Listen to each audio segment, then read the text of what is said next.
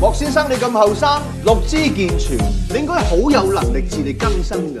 你男人嚟㗎，你咬完老丸仲要打包個魚翅走？尹律師，大概你唔知道愛情嘅價值。我嘅當事人就為咗愛情，佢不惜好重大嘅犧牲，同一個大佢32年嘅女人結婚。當時佢阿媽反對㗎，因為佢阿媽嘅年紀比你當事人仲要細2年。係2年8個月。已經年頭唔好計啦。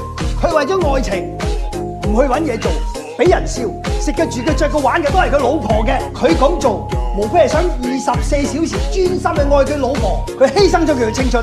咁我冇犧牲過咩？你嘅青春一早已經犧牲晒啦。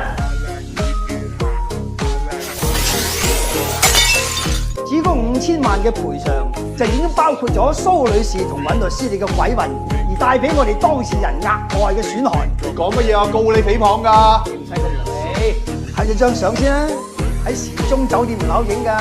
好，你哋開個條件，我接受。我仲要加斗項補償，我揾私家偵探跟你，個費用都唔平嘅。